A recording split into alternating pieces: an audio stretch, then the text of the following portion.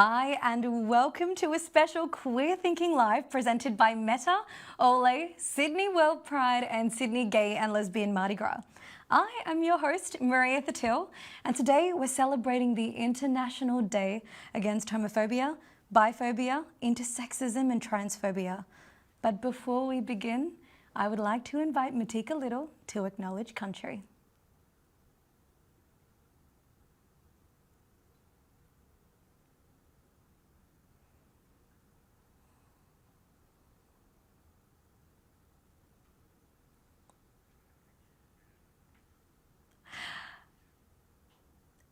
So I think we're just waiting on Matika. She's having a little bit of technical difficulties. And we're just going to try and have that audio work out. How are we going, Matika? There we go. Lovely to hear you. Okay. I was like, it hasn't. Okay, that's fine. All right, we're starting good. Good evening, everyone. You and do Matika. My name is Matika Little, and I'm a proud Wiradjuri and Kamilaroi woman. I'd like to acknowledge the Gadigal people as the true and traditional custodians of the lands that I'm joining you from today. And I'd like to acknowledge the traditional custodians of the lands we're all joining from, wherever that may be. And I'd like to acknowledge this land as Aboriginal land, as stolen land, and I pay my respects to elders past, present and emerging, of course extending that to any First Nations mob who are here today as well. Thank you, Matika. Queer Thinking Live is part of Mardi Gras' Always On commitment to continue developing year-round initiatives for LGBTQIA+ people, community groups and partners to celebrate, share experiences and receive support no matter where they are. The International Day Against Homophobia, Biphobia, Intersexism and Transphobia is a very important day for the LGBTQIA+ community. It's a day to celebrate and appreciate our differences. It's a day where we raise awareness, call attention to the discrimination that is still out there in our society, and help educate people on the beauty of diversity. And most importantly, it's a day that helps create visibility. For people who might be struggling with their sexuality or gender identity, the International Day Against Homophobia, Biphobia, Intersexism and Transphobia can be a really powerful moment for these people to see that they are not alone and that there are many, many people out there who support and love them just the way they are. And for me, it is a very personal thing because as a proudly bisexual woman with a gay brother, I have lived through and know what discrimination against the community looks and feels like in day-to-day life. For me, it meant repressing who I was, and I was so conditioned to fear what would happen if I followed what was bi curiosity that at the time, I pretended I wasn't me. And it took me 29 years to step into that. And I can say that I was able to do it because I saw my brother's journey unfold, his growth and that of my family. You see, interestingly, it was watching my parents, conservative religious immigrants, unlearn their beliefs to love and accept and celebrate my brother. And that gave me the courage to transcend the discrimination that I internalized that made me afraid to be me. And since I've done this, my life has changed because I've stepped into my power and I fully embody that love is just love. People are people, and our differences are a beautiful part of humanity.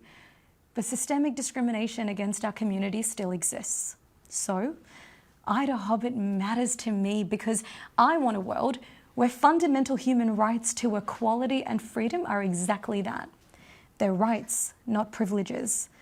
And I'm so proud to be an Olay ambassador for years now and to be able to create passionately and champion the mutual values that we share. You know, when I first shared my story with the Olay team, it brought them all to tears and I knew that my story was safe with them. We brought it to life in a beautiful campaign for Mardi Gras, and everything we do together is committed to championing everyone being able to love fearlessly and truthfully in their own skin. And so, without further ado, joining me today is a really special panel of LGBTQIA+ community members to talk about their experiences, share stories, advice, and answer your questions live. Let's meet them, shall we? First, I'm going to throw to you, Matika. Thank Thank you. Hi, everyone. My name is Matika Little. My pronouns are she, her. And as I mentioned, I'm a Wiradjuri and Kilroy woman. I work here at Mardi Gras as the First Nations and Community Engagement Officer. So I've been here for about maybe 9 months now. And outside of Mardi Gras, I also host a podcast called Coming Out Black, which is all focused around being Indigenous and queer. And then, yeah, I do lots of bits and pieces around that. That's me. We love to see it. And over to you, Luka. Hello, I'm Luka Gracie. I am an actor and a creator, and I currently star in the new Paramount Plus series More Than This, which I also co-created. What a legend. And now, over to you, Gael. Hello. Hi, hello everyone. I'm Gael Hewison. I'm a 78er. And for those of you who don't know what that is, I was at the first Mardi Gras in 1978, which was attacked violently by the police. It was a peaceful demonstration, and the police attacked us, and I was one of the 52 members of that demonstration that was arrested. And I've been an activist ever since. Gael, we're privileged to have you. Thank you. And now it is colourful glory. We have Adrian. Hello, I'm Adrian. My pronouns are he, they, and I'm on Wurundjeri Woi-wurrung country here in Naarm, and I'm the campaigns lead at -18. I've worked here for the past 5 years. We're Australia's charity for LGBTQIA+ young people. Amazing. Thank you, everybody. And look, wherever you're watching this live stream, whether it's from home, work, or anywhere you are, you can pop your questions for our guests in the comments section of the event that will be asked later. But now let's start with some questions. So Luka, my friend, over to you first. You know, Luka, you're a trans non-binary actor and your career is taking off, can we just say. So can you tell us why it's important for people to see diverse characters on screen? I think it all comes down to everyone wants to see themselves on screen, and having a diverse cast of characters really helps that.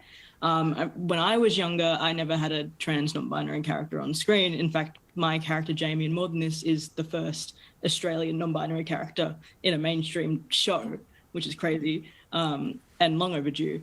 But I think for a kid to look on a screen and see themselves, that really helps with their self-esteem, with their mental health, and may help them to kind of discover themselves and really find their truth. Because if you see representation, you know that you exist and other people like you exist.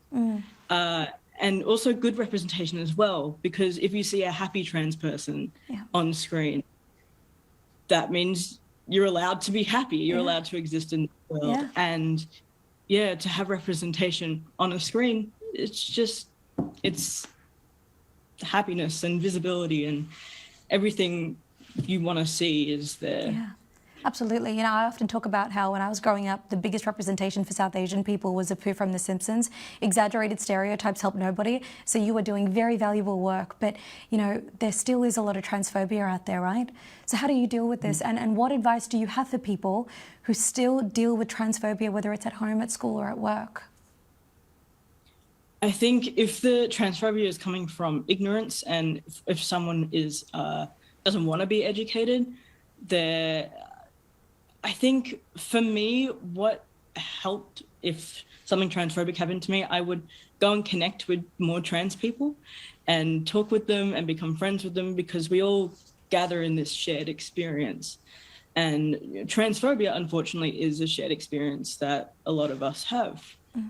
So I think if you talk to people and everything, you might feel happier about it. You might end up thinking that, like, oh, this person doesn't know me if they don't know you, or like that person, you know, if someone's being transphobic to you, it shouldn't matter to you, because you are who you are and you can't change it at all. If it's like transphobia with someone who needs to be educated, you know, it's not our job to educate people. But if someone wants to be educated because they feel like they've done something transphobic, you can be educated, you can become a better person and an ally. And yeah, so any person who feels like feels alone within this transphobia, you can find more people that also feel that way. Yeah. And you may be happier in that sense. And it sounds like a really big part of that is finding your community and your people, but also it's honouring your boundaries and knowing when you do and don't have the capacity to engage with that. But people who should have the capacity and should be leading that is our leaders, right? So my question for you is, what are positive changes that you want to see initiated by our leaders in the near future for trans people and the wider LGBTQIA plus community? I think, I mean, as a young person, I'm 20, I graduated high school back in 2020, which is god-awful year. But, you know, I think support in schools as a young person, I had good support in school, but a lot of kids don't. And I think our leaders can help with that support, because no kid should feel unsafe in school. No. For just being who they are. And I think we should also not be a topic of debate and argument. We should just be helped and be supported. Yeah. But when it comes down to what it is, it's just who we are, and we can't really change that. So why debate it? Yeah. And may I just say, fundamental human rights for anyone, that should not be up for debate. So I agree. I think support for the community really matters. Luka, thank you for the incredible work that you do and for your beautiful insights. No problem. Love it. Now I'm going to throw over to Matika. So Matika, our community is diverse, right? And many people face both homophobia and transphobia, along with other kinds of discrimination, like racism and sexism. It's an intersection, right? So as a First Nations person, can you speak to the complexity of this experience and how do we address it?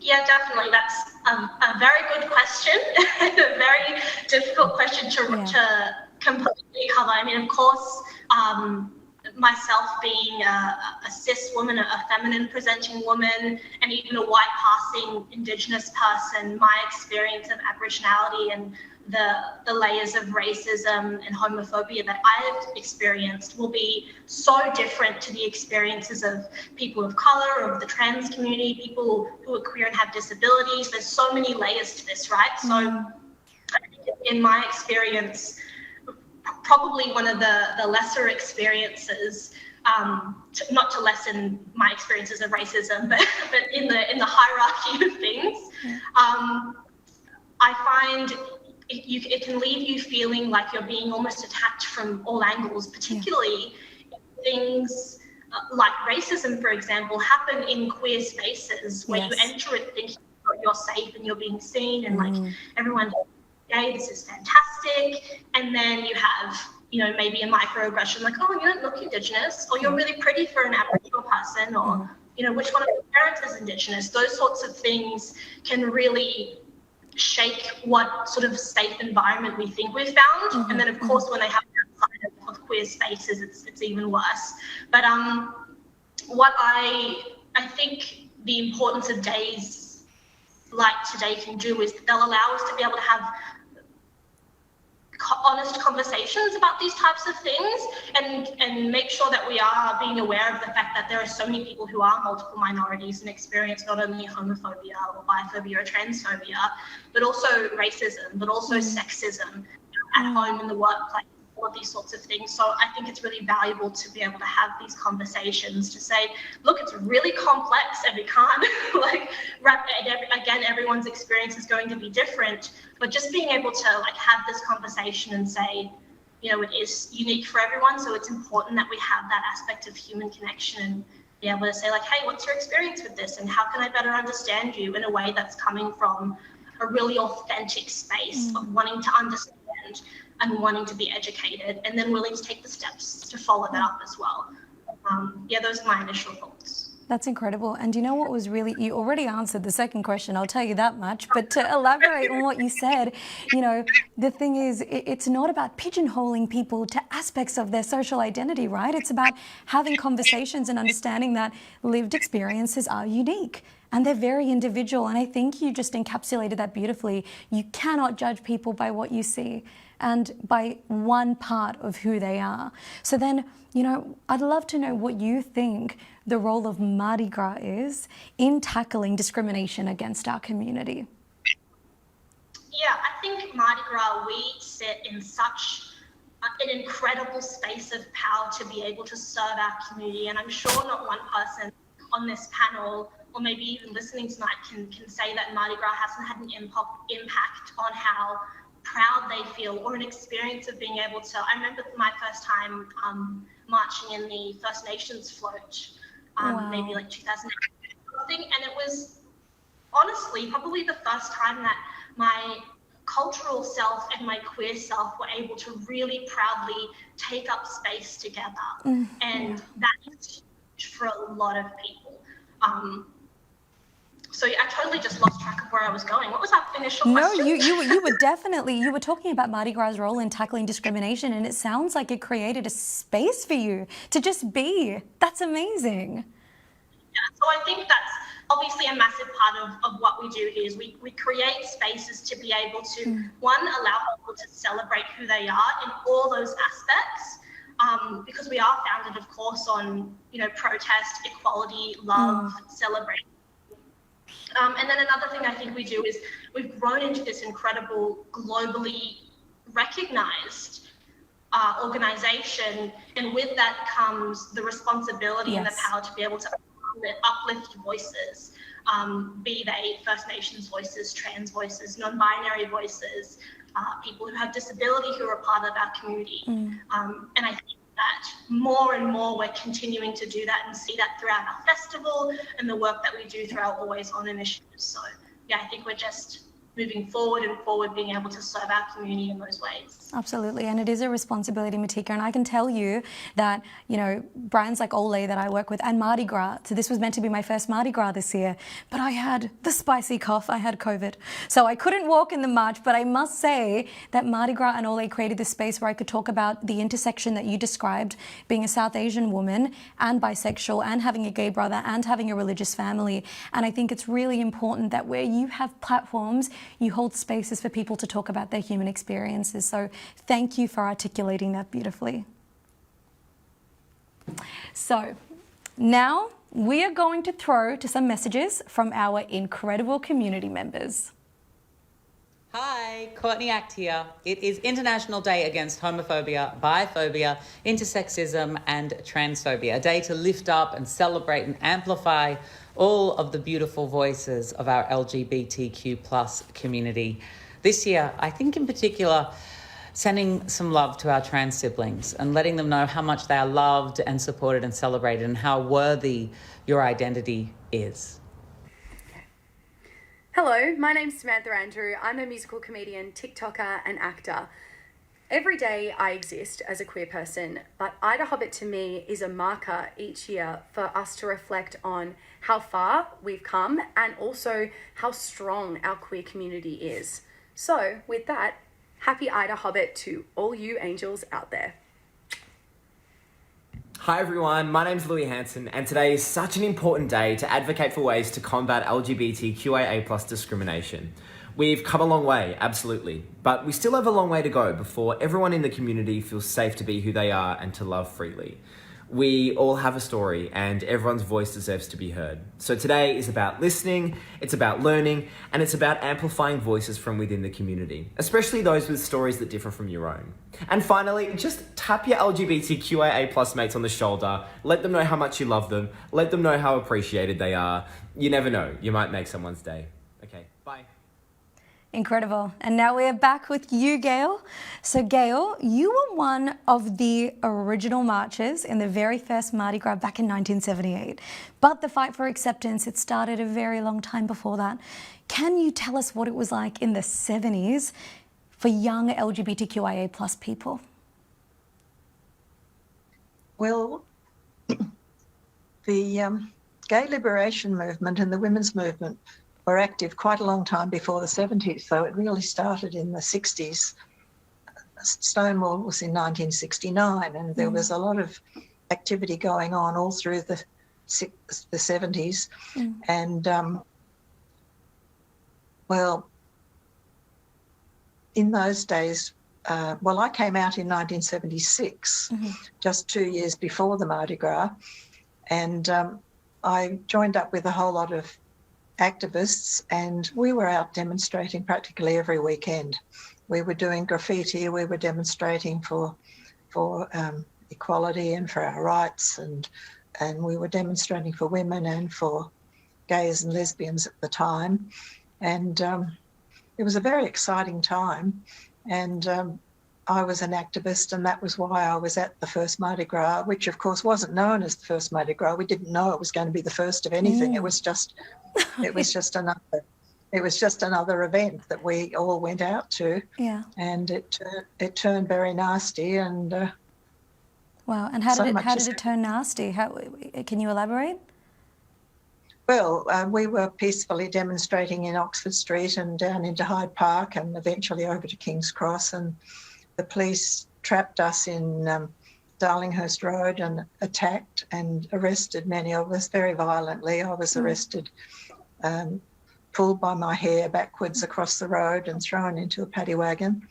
Wow. And some of the guys in jail were bashed that night, and it was a very, very violent night. Mardi Gras is a lot of fun these days, but that first Mardi Gras, it started out as fun, but it didn't end up as fun. But so much good has happened since then, so it was well worth it. Well, look at us sitting here, and I have to say, I could feel tears welling up in my eyes as I'm listening to you talk, and I didn't expect that reaction.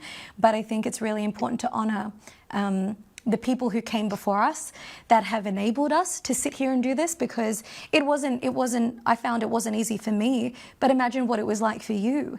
And because of people like you, I can sit here having this conversation with this incredible group of panelists who are championing the communities that need us. So I just want to say thank you. And I'm hoping you can elaborate a little bit on what it was like being queer in the 70s. I mean, and what was that like? I imagine it was different, and there were memories that stuck out in your experience. Well, I think there were two different kinds of people. There were those of us who were activists, who were out on the streets and willing to show our faces and make demands. And then there was a lot of others who were terribly afraid, understandably. They were afraid of losing their families, afraid of losing their jobs, afraid of violence on the streets. So it took a lot of courage to be an activist in those times, because there wasn't a lot of support. There wasn't a lot of support around, without Mardi Gras and a very big, vibrant community. There wasn't a lot of support. No, it sounds it. All of the things that we have now, gay newspapers and ACON and Mardi Gras and even social media. There was no internet. No, and it was a different time. And obviously, since then, a lot has changed. Since 1978, since when you first came out in 76. So do you have any experiences in how, you helped drive that kind of positive change, or anything that sticks out in your mind that contributed to us being able to be here, having fun on Mardi Gras and celebrating and seeing that kind of progress?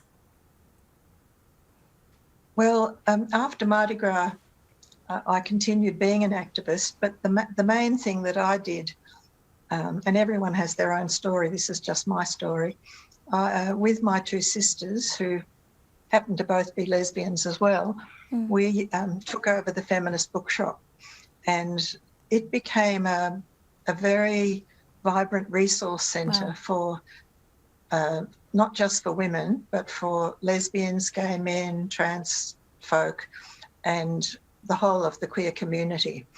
and we provided a safe space, a welcoming space, information, resources. One of my friends said, before we had the World Wide Web, we had the feminist bookshop. I love that. We had Gael and her feminist bookshop. People used to come to us, and if they wanted a gay doctor or a lesbian solicitor or a queer gardener or wanting to know, where the popular bars were, or where they could find community, because it wasn't that easy to find community. No, absolutely not. Without social media, how do you do it? Well, back then we had our ways and means, and that bookshop was one of the ways that people found community. I love it. You heard it here first. Gael and her sister's bookshop was the OG meta. You were the OG meta, okay? You heard it here first. So, Gael, look, are you happy with where we are, and where do you think, what do you think we have to do to get where we need to be? Well, I'm very happy with where we are, but we can't stop. We still have a long way to go. Mm-hmm. I think visibility is the key. Yeah. We have to keep on making ourselves seen and heard. We have to speak up. We have to always be vigilant. We can't stop, because the rights that we have won can be taken away, and we have to support our young people, our trans people, particularly at the moment. Yes. And we also, as a very privileged Western society in Australia, we also have to think about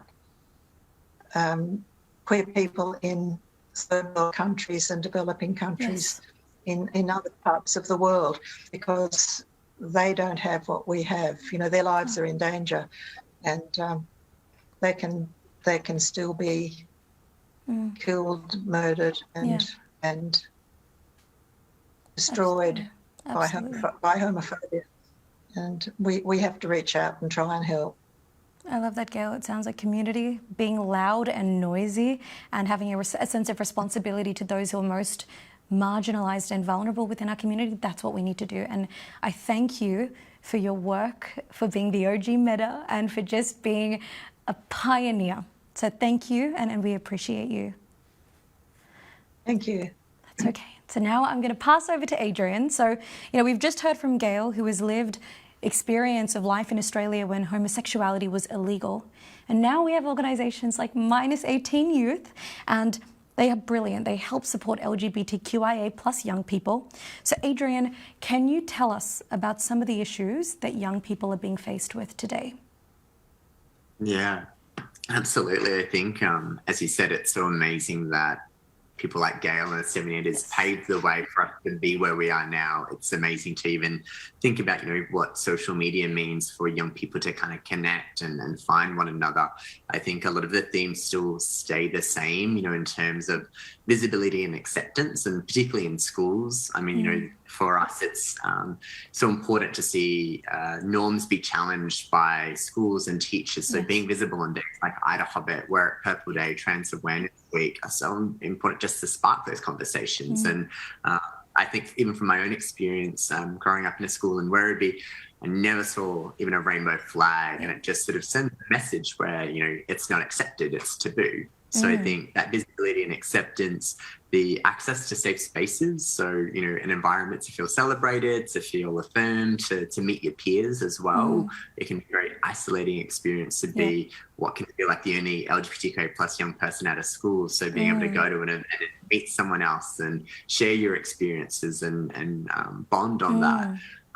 And I think for young people, they want authentic representation in the media as well. I think, as Luka said, it's if you can be seen, you believe in it. So able to see queer people of colour in media, seeing trans people on TV and seeing them happy, like it seems so simple, but there is such a trope for decades and decades of misery and trauma. But seeing that queer joy and seeing that trans joy is so powerful. Yes. And it's just seeing people be. It's getting to see our community just being in the way that we've seen the majority, right? And what you said about your school, you know, my brother went to a private Catholic school, so did I. And I can tell you it's exactly what you said. You don't see it. You don't know how to acknowledge what's going on within yourself and how to respond to how the world treats you. So that really matters. So what sort of advice do you have for young people when it comes to actions that they can take against homophobia, biphobia, transphobia and intersexism?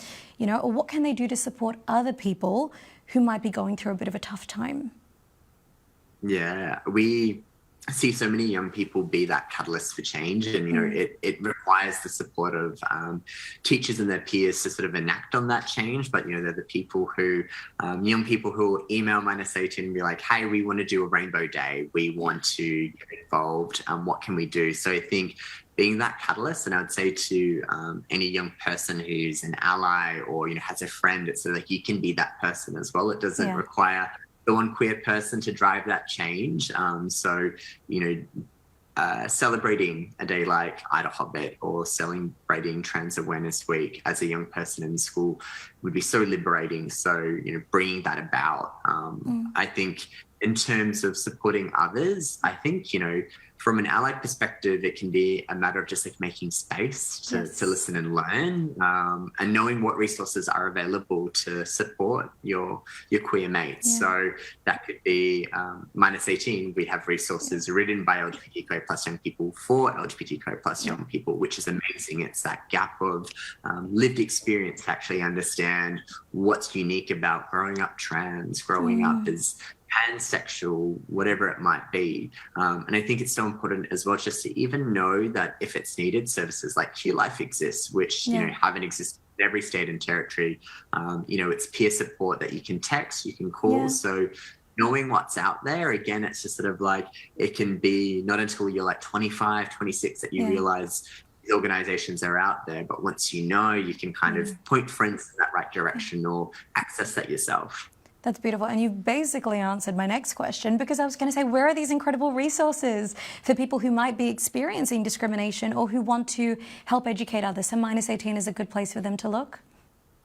Yeah, so, you know, -18, we have those peer-written articles, but we also have resources for parents and teachers as well. So understanding, you know, for instance, the experience of coming out is obviously incredibly challenging for anyone who's LGBTQIA+, but, you know, for parents looking for that support, you know, every experience is so different. So how to kind of navigate that or understand, you know, the barriers for some people who might not come out themselves.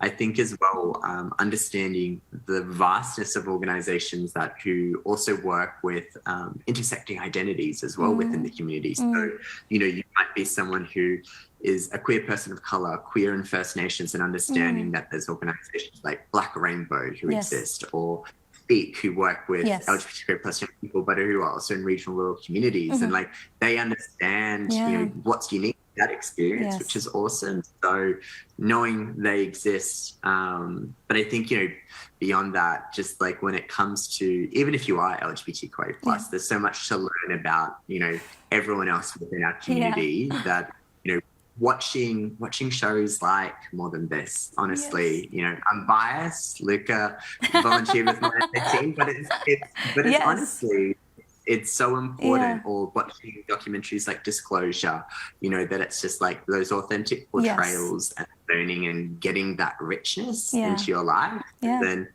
your parents to watch it too generally helps us as well. Yes, it does. And you know what? Thank you for sharing this wealth of resources. And I want to say to all of you, I think you were just such a beautiful testimony of what resilience and fearlessly and courageously living in your truth looks like. And you are a beacon of hope for anyone within the community or anyone outside looking in who feels like we still have a way to go. I think you all are a beautiful example of what happens when you step into your power. So thank you for sharing. And if you or anyone you know is going through a difficult time, please don't be afraid to reach out. You know, please know there are many support services available to you. So you can head to the Mardi Gras website link that you see displayed on your screens for a list of resources. And before we jump to our audience questions, we've got some more messages from members of our communities. So let's take a look. My name's Darcy Vesio and I play AFLW for the Carlton Football Club. Late last year, I had an awesome experience in sharing that I'm non-binary, and the only reason I could do that was because I felt really safe and supported by the people around me. IDAHOBIT Day is super important because we need to keep expanding these spaces so everyone can feel safe and happy in their own skin. Hope everyone has a wonderful day. Hi, my name's Christian Hull. I make terrible TikTok videos, and I think it's really important that we celebrate the LGBTQI+ community. And it's also really important for days like today where we do highlight that there's still a lot of work to be done. There's still a lot of people who will openly discriminate. And I guess it's about educating and raising awareness that not all gays have laser vision that want to kill you. Like, I don't know why people are so scared of us. Like, we're pretty harmless. And so it's really important to talk about the discrimination that we still face, to call it out. It can be very challenging to call out and very scary. So it's about listening to both sides. Listen to people who think we have lasers or superpowers and helping them understand that we're just like they are. And then hopefully we can educate them and give them a hug at the end of the day. And then we can all go and have some delicious chamomile tea and watch Netflix. I love that. And now our special guest will answer your questions. So the first one is a question for Luka from Jimmy. And Jimmy wants to know, how do you switch off at the moment, Luka, with all of the transphobia in the media? I tend to stay away from it. I think I like to do a good old social media cleanse every now and then. Oh, yeah. I think it's healthy to do that. But also just try and look at more positive stuff. I try not to look at news often, unless it's, something I need to know. But, transphobia is a lot in the media at the moment. Just need to ground yourself a bit and go watch a cat video or something, or something more, positive, to make your mood a bit better. Yeah. And you know what? Curate your space, baby. If you need to watch cat videos and switch off from the other stuff, your peace matters. And I think that's beautiful advice, and it's honouring your boundaries. So thank you for that. Now, the next question is for Gail from Hayley. And she said, I love hearing from Gail. How do you think, Gail, we can use the message of IDAHOBIT to continue the fight for equality throughout the year? Well, I think you have to make yourself visible, communication, talk to people about your own story. Use your social media. You can't be what you can't see. So the important thing is that all of us who are able to be visible, and there's millions of us now, we have to be visible so that people know who we are. Don't let yourself be. Don't disappear. Speak up. Yeah. Use the word lesbian. Use the word gay. Use the word transgender. Use the word intersex. Talk about what your life is like. And let people know you as a real person. God, I love that. We all have to do that, and then we can show people that we are happy, that we're positive.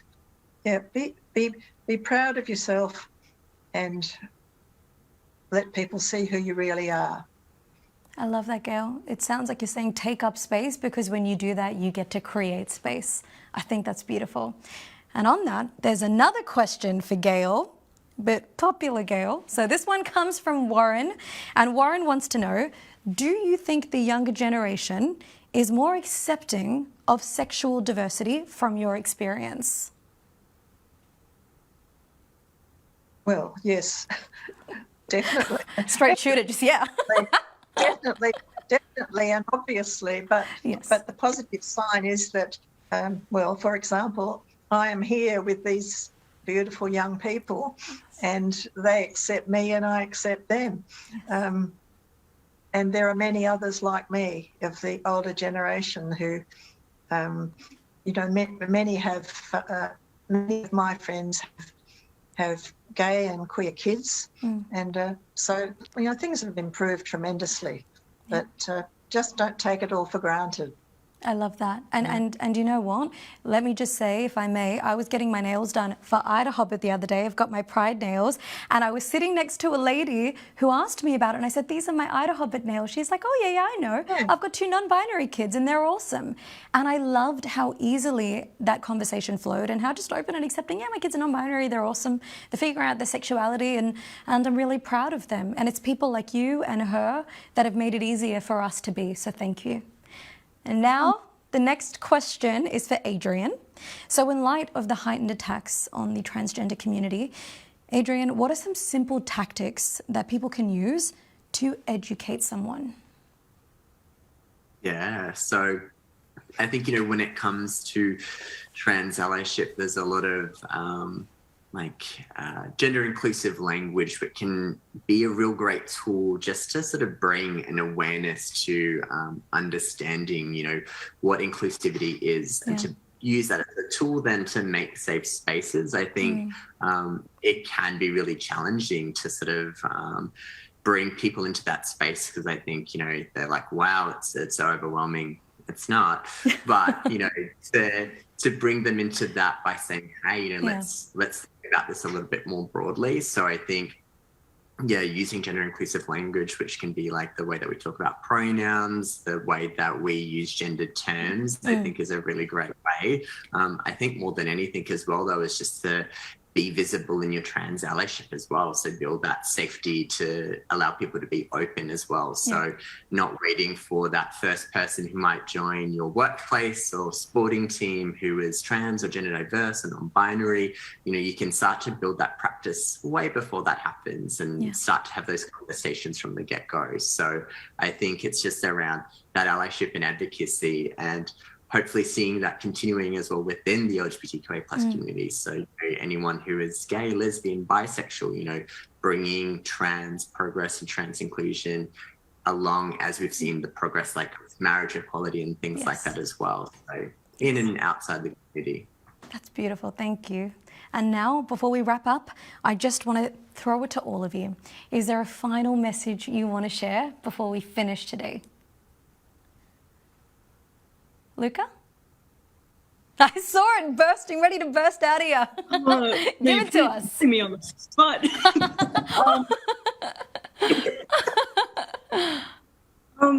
I think I can say this as a trans actor. If you really want to do something, if you're passionate about something and you think that you can't do it because of who you are, like I always had some thoughts of, oh, maybe I can't go into acting because I'm trans, no one will ever want to cast me. I was in a situation where I could help create my own show and create my own character and do that. But also, if you're not in that situation, try, keep going, just push and push and push and push, because one day casting will be more inclusive, and a lot of things are going to be so much more inclusive for you to do what you want. Yeah, that's my message. No, I love that. You are proof of what is possible when you back yourself. I love that. Does anybody else have any parting thoughts to share before we wrap up? I think I've already said it, but I'll say it again. Love yourself, be proud of yourself, and come out as often as you can. Oh, we love to hear it. We love to hear it. Adrian, Matika, thank you both. Thank you all so much for joining us today and for sharing your stories and your advice. You were very inspiring and, like I said, a beacon of hope for the community. We appreciate and we love you. And happy IDAHOBIT! So that is all that we have time for today. And I want to thank everybody on the panel one more time, because to join us and share their experiences, it is a significant thing. And a very big thank you to everybody who has tuned in. I really hope you take this time, this IDAHOBIT, to feel pride in living life as your authentic self, as well as celebrating being a part of our wonderfully diverse communities. Happy IDAHOBIT. Thank you.